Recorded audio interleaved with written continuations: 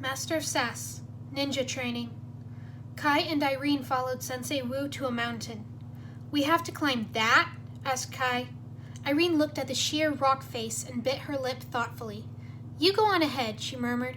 I'll catch up. Kai gave her an odd look. You sure about that? He said. It's a long way up. I'm sure, she replied. I just have this feeling. Go on without me for now. Sensei Wu nodded. We'll see you at the top, Irene. Come, Kai, we shall climb. He immediately began crawling up the mountain with Kai close behind. Irene sat for a minute to ponder her feeling. Then it clicked.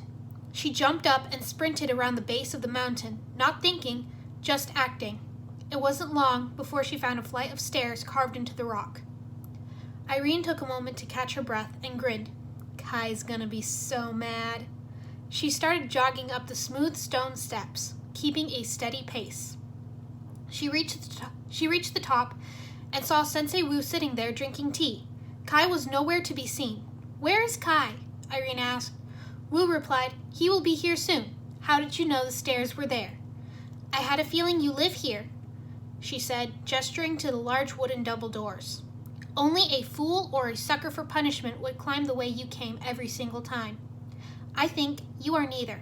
When this place was built, I think no construction worker would lug tools and building materials up and down the rock face every time. So a more efficient way had to be built, hence the stairs. Good, Wu praised. Again you see what others cannot. But why did you let your friend climb the mountain alone? Irene answered promptly, because that is his challenge to face. That was when Kai came up panting and out of breath. His eyes widened when he saw Irene. How'd you get up here so fast? He gasped. Irene laughed. I took the stairs. Kai turned to Sensei Wu. How long is this training going to be? Aren't we in a little bit of a rush since they have the map? He asked. Wu simply stood up and answered, Patience. He opened the doors to reveal a courtyard. You will be ready when you are ready, not a minute sooner. A monastery? Irene said in confusion. You expect us to learn to fight in a place of peace? Kai demanded. Not fight, Wu corrected. Train. To become a true ninja, first you must be able to see what others cannot. But there's nothing here, Kai complained. Irene flicked his ear. You're not looking at it the right way, dum-dum. Wu said nothing and just flipped over a small gold dragon statue in the corner, revealing a button. He pressed it, and an entire training course emerged from the ground. Wow! Irene cried, eyes shining. Is this going to teach me how to do that cool move? Kai cried, jumping on top of a post. It began to sink. Oh dear, Wu muttered as the post launched Kai on top of the golden dragon in the center of the course. He fell and hit the ground hard. Irene ran over to see if he was okay. She was relieved when he muttered, Ow! Wu sat on the deck. Complete the course before I finish my tea, then we will see if you are ready, he told them, lifting his cup. He poured the tea and practically inhaled it, while the two teens watched in utter confusion. Today you failed, he said, putting his cup down and picking up his staff. Tomorrow we will try again. Wu did a backflip and landed in the doorway. Failed? Kai cried, but we didn't even... The door shut, and Sensei Wu said, Patience. The next morning, Kai and Irene stood in front of the fully activated training course with wooden swords in their hands. Wu was sitting on the deck with a teapot next to him. Irene smirked at Kai. Let's make this a little friendly contest, yeah? Kai grinned back. You're on. They both jumped on the course and almost immediately Kai got hit by a dummy and fell back into Irene. Fail, Sensei Wu stated, putting his napkin in his lap. Over the next few days, the training course beat them over and over. Irene got hit by a training dummy. Kai got slammed by a punching bag. Both of them got bruises everywhere from the constant pain the course gave them. And each time, Irene heard Sensei tell them, Fail. Complete the course before I finish my tea, she mumbled to herself as she ran a brush through her hair. He don't drink tea, he inhales it. Then it clicked. She ran off to find Kai brushing his teeth.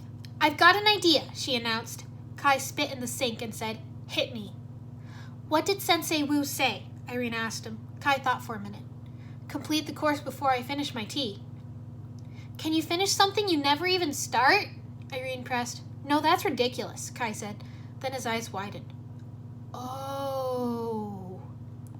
Come on, let's make that tea disappear, Irene said with a grin. They silently crept to the kitchen, passing by Woo's room to make sure he was asleep. There he was, snoring away, oblivious to their mischief. They found a couple boxes of tea in the pantry and opened them. With a couple rolls of duct tape, they executed their little plan to hide every single tea bag in the most absurd, out-of-the-way places they could think of that Sensei Wu would never look. Kai taped a couple of tea bags behind the bathroom mirror and another up in the rafters. Irene hid some on the roof and stuck another in the mouth of the golden dragon statue. Kai placed a few under the couch cushions, and Irene even went so far as to sneak into Woo's room and tape one tea bag to the end of his staff and another on his hat. They headed to bed, giggling over their little prank. The next morning, as they were eating breakfast, Wu came into the kitchen and went to the pantry for his tea. Somehow, they managed to keep from laughing as Sensei Wu looked at them and remarked, "I seem to be all out of tea. Strange, as I had 2 full boxes yesterday. Would either of you care to explain what you did with my tea supply?" Irene grinned and simply quoted Wu's own words back to him. "To become a true ninja, first you must be able to see what others cannot. You drink tea so fast we don't even have time to sneeze. So we came up with a way to give ourselves a little edge. You cannot finish what you never started. If you never start drinking the tea, we can definitely finish the course before you finish the tea you never started." She smirked. "We hid your tea in various places around the monastery," Kai added. "If you want your tea, you'll have to search every inch of this place." "Ha! Clever of you to find a loophole," Wu chuckled, then plucked the tea bag from the end of his staff. "That one's a freebie," Irene said shamelessly. Finally, the day came when both teens were confident in their abilities to complete the course before Wu drank his tea. As soon as the napkin was in his lap, both of them were moving, even assisting each other when they stumbled. Kai spotted Wu lifting the cup to his lips and threw his sword, spilling the tea and making Wu start over. Sensei Wu poured the tea as fast as he could and looked around. No sign of Kai or Irene. "Was that 1 sugar or 2? Kai asked, holding out the sugar bowl. "It was 2 sugars," Irene replied from the other side of Wu. The old man chuckled and stood up to go inside. "So now are we going to learn spinjitzu?" Irene asked. Wu simply answered, "You already have. Your final test comes tomorrow." Then he shut the door. Kai and Irene looked at each other in confusion. "My advice is to get some sleep," Wu added.